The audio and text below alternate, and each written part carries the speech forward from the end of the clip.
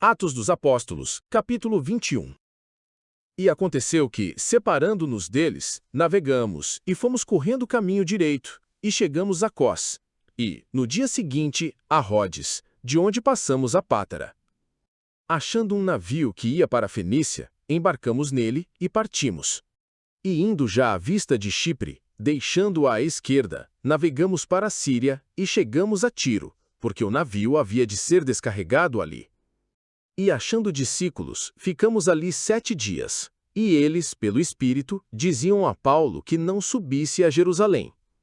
E, havendo passado ali aqueles dias, saímos e seguimos nosso caminho, acompanhando-nos todos, cada um com sua mulher e filhos, até fora da cidade, e, postos de joelhos na praia, oramos. E saudando-nos uns aos outros, subimos ao navio, e eles voltaram para casa. E nós, concluída a navegação de Tiro, viemos a Ptolomaida, e, havendo saudado os irmãos, ficamos com eles um dia. No dia seguinte, partindo dali Paulo e nós que com ele estávamos, chegamos a Cesareia, e entrando em casa de Filipe, o evangelista, que era um dos 7, ficamos com ele. Tinha este 4 filhas donzelas, que profetizavam. E, demorando-nos ali por muitos dias, chegou da Judéia um profeta, por nome Ágabo. E vindo ter conosco, tomou a cinta de Paulo, e ligando-se os seus próprios pés e mãos, disse: Isto diz o Espírito Santo. Assim ligarão os judeus, em Jerusalém, o varão de quem é esta cinta, e o entregarão nas mãos dos gentios. E ouvindo nós isto, rogamos-lhe tanto nós como os que eram daquele lugar, que não subisse a Jerusalém. Mas Paulo respondeu: Que fazeis vós, chorando e magoando-me o coração? Porque eu estou pronto não só a ser ligado, mas ainda a morrer em Jerusalém pelo nome do Senhor Jesus. E como não podíamos convencê-lo, nos aquietamos, dizendo: Faça-se a vontade do Senhor. Depois daqueles dias, havendo feito os nossos preparativos, subimos a Jerusalém. E foram também conosco alguns discípulos de Cesareia, levando consigo um certo Minasson, natural de Chipre, discípulo antigo, com quem havíamos de hospedar-nos. E logo que chegamos a Jerusalém, os irmãos nos receberam de muito boa vontade. No dia seguinte, Paulo entrou conosco em casa de Tiago, e todos os anciãos vieram ali. E havendo-o saudado, contou-lhes minuciosamente o que por seu ministério Deus fizera entre os gentios. E ouvindo-o eles, glorificaram ao Senhor, e disseram-lhe: Bem vês, irmão, quantos milhares de judeus há que creem, e todos são zelosos da lei. E já acerca de ti foram informados de que ensinas todos os judeus que estão entre os gentios a apartarem-se de Moisés, dizendo que não devem circuncidar os filhos, nem andar segundo o costume da lei. Que faremos, pois? Em todo caso é necessário que a multidão se ajunte, porque terão ouvido que já és vindo. Faze, pois, isto que te dizemos. Temos 4 varões que fizeram voto. Toma estes contigo, e santifica-te com eles, e faze por eles os gastos para que rapem a cabeça. E todos ficaram sabendo que nada há daquilo de que foram informados acerca de ti, mas que também tu mesmo andas guardando a lei. Todavia, quanto aos que creem dos gentios, já nós havemos escrito e achado por bem que nada disto observem, mas que só se guardem do que se sacrifica aos ídolos, e do sangue, e do sufocado, e da prostituição. Então, Paulo, tomando consigo aqueles varões, entrou no dia seguinte no templo, já santificado com eles, anunciando serem já cumpridos os dias da purificação, e ficou ali até se oferecer em favor de cada um deles.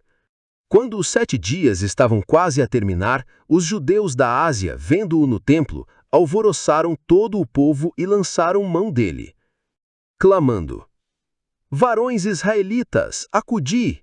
Este é o homem que por todas as partes ensina a todos, contra o povo, e contra a lei, e contra este lugar. E demais disto, introduziu também no templo os gregos, e profanou este santo lugar. Porque tinham visto com ele na cidade a Trófimo, de Éfeso, o qual pensavam que Paulo introduzira no templo. E alvoroçou-se toda a cidade, e houve grande concurso de povo. E, pegando de Paulo, o arrastaram para fora do templo, e logo as portas se fecharam. E, procurando eles matá-lo, chegou ao tribuno da coorte o aviso de que Jerusalém estava toda em confusão. Este, tomando logo consigo soldados e centuriões, correu para eles, e quando viram o tribuno e os soldados, cessaram de ferir Paulo. Então, aproximando-se o tribuno, o prendeu, e o mandou atar com 2 cadeias, e lhe perguntou quem era e o que tinha feito. E, na multidão, uns clamavam de uma maneira, outros de outra, mas como nada podia saber ao certo por causa do alvoroço, mandou conduzi-lo para a fortaleza. E sucedeu que, chegando às escadas, os soldados tiveram de lhe pegar, por causa da violência da multidão. Porque a multidão do povo o seguia, clamando: "Mata-o!" E, quando iam introduzir Paulo na fortaleza, disse Paulo ao tribuno: "É-me permitido dizer-te alguma coisa?" E ele disse: "Sabes o grego? Não és tu, porventura, aquele egípcio que, antes destes dias, fez uma sedição e levou ao deserto 4.000 salteadores?" Mas Paulo lhe disse: "Na verdade, eu sou um homem judeu, cidadão de Tarso, cidade não pouco célebre, na Cilícia. Rogo-te, porém, que me permitas falar ao povo." E, havendo-lhe o permitido, Paulo, pondo-se em pé nas escadas, fez sinal com a mão ao povo, e, feito grande silêncio, falou-lhes em língua hebraica, dizendo: Atos dos Apóstolos, capítulo 22. Varões, irmãos e pais, ouvi agora a minha defesa perante vós. E quando ouviram falar-lhes em língua hebraica, maior silêncio guardaram. E disse: Quanto a mim, sou varão judeu, nascido em Tarso da Cilícia, mas criado nesta cidade aos pés de Gamaliel, instruído conforme a verdade da lei de nossos pais, zeloso para com Deus, como todos vós hoje sois. Persegui este caminho até a morte, prendendo e metendo em prisões, tanto homens como mulheres, como também o sumo sacerdote me é testemunha, e todo o conselho dos anciãos. E recebendo destes cartas para os irmãos, fui a Damasco, para trazer manietados para Jerusalém aqueles que ali estivessem, a fim de que fossem castigados. Ora, aconteceu que, indo eu já de caminho e chegando perto de Damasco, quase ao meio-dia, de repente me rodeou uma grande luz do céu. E caí por terra e ouvi uma voz que me dizia: Saulo, Saulo, por que me persegues? E eu respondi: Quem é, Senhor? E disse-me: Eu sou Jesus, o Nazareno, a quem tu persegues. E os que estavam comigo viram, em verdade, a luz, e se atemorizaram muito, mas não ouviram a voz daquele que falava comigo. Então disse eu: Senhor, que farei? E o Senhor disse-me: Levanta-te e vai a Damasco, e ali se te dirá tudo o que te é ordenado fazer. E como eu não via por causa do esplendor daquela luz, fui levado pela mão dos que estavam comigo e cheguei a Damasco. E um certo Ananias, varão piedoso conforme a lei, que tinha bom testemunho de todos os judeus que ali moravam, vindo ter comigo e apresentando-se, disse-me: Saulo, irmão, recobra a vista. E naquela mesma hora o vi. E ele disse: O Deus de nossos pais de antemão te designou para que conheças a sua vontade, e vejas aquele justo, e ouças a voz da sua boca. Porque hás de ser sua testemunha para com todos os homens do que tens visto e ouvido. E agora, por que te detens? Levanta-te e batiza-te, e lava os teus pecados, invocando o nome do Senhor. E aconteceu que, tornando eu para Jerusalém, quando orava no templo, fui arrebatado para fora de mim. E vi aquele que me dizia: Dá-te pressa e sai apressadamente de Jerusalém, porque não receberão o teu testemunho acerca de mim. E eu disse: Senhor, eles bem sabem que eu lançava na prisão e açoitava nas sinagogas os que criam em ti. E quando o sangue de Estevão, tua testemunha, se derramava, também eu estava presente e consentia na sua morte, e guardava as vestes dos que o matavam. E disse-me: Vai, porque hei de enviar-te aos gentios de longe. E ouviram-no até esta palavra, e levantaram a voz, dizendo: Tira da terra um tal homem, porque não convém que viva. E clamando eles, e arrojando de si as vestes, e lançando pó para o ar, o tribuno mandou que o levassem para a fortaleza, dizendo que o examinassem com açoites para saber por que causa assim clamavam contra ele. E quando o estavam atando com correias, disse Paulo ao centurião que ali estava: É-vos lícito açoitar um romano sem ser condenado? E ouvindo isto, o centurião foi e anunciou ao tribuno, dizendo: Vê o que vais fazer, porque este homem é romano. E vindo o tribuno, disse-lhe: Dize-me, és tu romano? E ele disse: Sim. E respondeu o tribuno: Eu com grande soma de dinheiro alcancei este direito de cidadão. Paulo disse: Mas eu sou de nascimento. E logo dele se apartaram os que o haviam de examinar, e até o tribuno teve temor quando soube que era romano, visto que o tinha ligado. No dia seguinte, querendo saber ao certo a causa por que era acusado pelos judeus, soltou-o das prisões e mandou vir os principais dos sacerdotes e todo o seu conselho. E trazendo Paulo, o apresentou diante deles. Atos dos Apóstolos, capítulo 23. E pondo Paulo os olhos no conselho, disse: Varões e irmãos, até o dia de hoje tenho andado diante de Deus com toda a boa consciência. Mas o sumo sacerdote, Ananias, mandou aos que estavam junto dele que o ferissem na boca. Então Paulo lhe disse: Deus te ferirá, parede branqueada. Tu estás aqui assentado para julgar-me conforme a lei, e contra a lei me mandas ferir. E os que ali estavam disseram: Injúrias o sumo sacerdote de Deus. E Paulo disse: Não sabia, irmãos, que era o sumo sacerdote, porque está escrito: Não dirás mal do príncipe do teu povo. E Paulo, sabendo que uma parte era de saduceus e outra de fariseus, clamou no conselho: Varões e irmãos, eu sou fariseu, filho de fariseu. No tocante à esperança e ressurreição dos mortos, sou julgado. E havendo dito isto, houve dissensão entre os fariseus e saduceus, e a multidão se dividiu. Porque os saduceus dizem que não há ressurreição, nem anjo, nem espírito, mas os fariseus reconhecem uma e outra coisa. E originou-se um grande clamor. E, levantando-se os escribas da parte dos fariseus, contendiam, dizendo: Nenhum mal achamos neste homem, e se algum espírito ou anjo lhe falou, não resistamos a Deus. E havendo grande dissensão, o tribuno, temendo que Paulo fosse despedaçado por eles, mandou descer a soldadesca, para que o tirassem do meio deles e o levassem para a fortaleza. E na noite seguinte, apresentando-se-lhe o Senhor, disse: Paulo, tem ânimo, porque como de mim testificaste em Jerusalém, assim importa que testifiques também em Roma.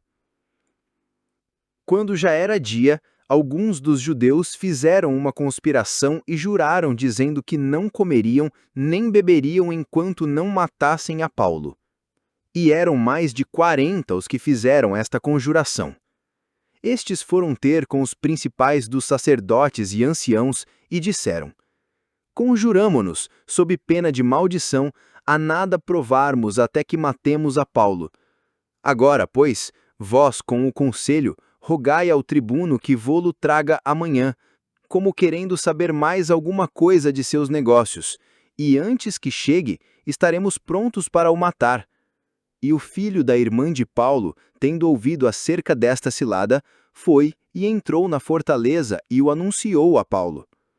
E Paulo, chamando a si um dos centuriões, disse: Leva este jovem ao tribuno, porque tem alguma coisa a que lhe comunicar.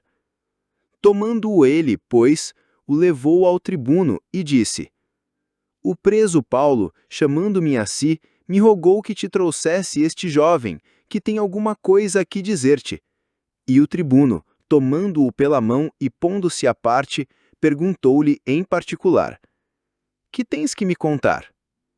E disse ele: Os judeus se concertaram rogar-te que amanhã leves Paulo ao conselho, como tendo de inquirir dele mais alguma coisa ao certo. Mas tu não os creias, porque mais de 40 homens dentre eles lhe andam armando ciladas, os quais se obrigaram, sob pena de maldição, a não comerem nem beberem até que o tenham morto, e já estão apercebidos, esperando de ti promessa. Então, o tribuno despediu o jovem, mandando-lhe que a ninguém dissesse que lhe havia contado aquilo. E, chamando 2 centuriões, lhes disse: Aprontai para as 3 horas da noite, 200 soldados, e 70 de cavalo, e 200 lanceiros, para irem até Cesareia. E aparelhai cavalgaduras, para que, pondo nelas a Paulo, o levem salvo ao governador Félix. E escreveu uma carta que continha isto: Cláudio Lísias a Félix, potentíssimo governador, saúde. Este homem foi preso pelos judeus, e, estando já a ponto de ser morto por eles, sobrevim eu com a soldadesca e o livrei, informado de que era romano. Querendo saber a causa por que o acusavam, o levei ao seu conselho, e achei que o acusavam de algumas questões da sua lei, mas que nenhum crime havia nele digno de morte ou de prisão. E sendo-me notificado que os judeus haviam de armar ciladas a esse homem, logo o enviei, mandando também aos acusadores que perante ti digam o que tiverem contra ele. Passa bem. Tomando, pois, os soldados a Paulo, como lhes fora mandado, o trouxeram de noite a Antipátride. No dia seguinte, deixando os de cavalo irem com ele, tornaram à fortaleza, os quais, logo que chegaram a Cesareia e entregaram a carta ao governador, lhe apresentaram Paulo. E o governador, lida a carta, perguntou de que província era, e sabendo que era da Cilícia, disse: Ouvirei-te quando aqui também vierem os teus acusadores, e mandou que o guardasse no pretório de Herodes. Atos dos Apóstolos, capítulo 24. 5 dias depois, o sumo sacerdote Ananias desceu com os anciãos e um certo Tértulo, orador, os quais compareceram perante o governador contra Paulo. E, sendo chamado, Tértulo começou a acusá-lo, dizendo: Visto como por ti temos tanta paz, e por tua prudência se fazem a este povo muitos e louváveis serviços, sempre em todo lugar, ó potentíssimo Félix, com todo o agradecimento o queremos reconhecer. Mas para que te não detenha muito, rogo-te que, conforme a tua equidade, nos ouças por pouco tempo. Temos achado que este homem é uma peste e promotor de sedições entre todos os judeus, por todo o mundo, e o principal defensor da seita dos nazarenos, o qual intentou também profanar o templo, e por isso o prendemos e, conforme a nossa lei, o quisemos julgar. Mas, sobrevindo o tribuno Lísias, no-lo tirou dentre as mãos com grande violência, mandando aos seus acusadores que viessem a ti, e dele, tu mesmo, examinando-o, poderás entender tudo o de que o acusamos. E também os judeus o acusavam, dizendo serem estas coisas assim. Paulo, porém, fazendo-lhe o governador sinal que falasse, respondeu: Porque sei que já vai para muitos anos que desta nação és juiz, com tanto melhor ânimo respondo por mim. Pois bem pode saber que não há mais de 12 dias que subi a Jerusalém a adorar, e não me acharam no templo falando com alguém, nem amotinando o povo nas sinagogas, nem na cidade. Nem tampouco podem provar as coisas de que agora me acusam. Mas confesso-te que, conforme aquele caminho, a que chamam seita, assim sirvo ao Deus de nossos pais, crendo tudo quanto está escrito na lei e nos profetas. Tendo esperança em Deus como estes mesmos também esperam, de que há de haver ressurreição de mortos, tanto dos justos como dos injustos. E por isso procuro sempre ter uma consciência sem ofensa, tanto para com Deus como para com os homens. Ora, muitos anos depois, vim trazer à minha nação esmolas e ofertas. Nisto me acharam já santificado no templo, não em ajuntamentos, nem com alvoroços, uns certos judeus da Ásia, os quais convinha que estivessem presentes perante ti e me acusassem, se alguma coisa contra mim tivessem. Ou digam estes mesmos se acharam em mim alguma iniquidade quando compareci perante o conselho, a não ser estas palavras que, estando entre eles, clamei: Hoje sou julgado por vós acerca da ressurreição dos mortos. Então Félix, havendo ouvido estas coisas, lhes pôs dilação, dizendo: Havendo-me informado melhor deste caminho, quando o tribuno Lísias tiver descido, então tomarei inteiro conhecimento dos vossos negócios. e mandou ao centurião que o guardasse em prisão, tratando-o com brandura e que a ninguém dos seus proibisse servi-lo ou vir ter com ele. Alguns dias depois, vindo Félix com sua mulher Drusila, que era judia, mandou chamar a Paulo e ouviu-o acerca da fé em Cristo. E tratando ele da justiça e da temperança e do juízo vindouro, Félix, espavorido, respondeu: Por agora, vai-te, e, em tendo oportunidade, te chamarei. Esperando ao mesmo tempo que Paulo lhe desse dinheiro para que o soltasse, pelo que também, muitas vezes, o mandava chamar e falava com ele. Mas, passados 2 anos, Félix teve por sucessor a Pórcio Festo, e, querendo Félix comprazer aos judeus, deixou Paulo preso.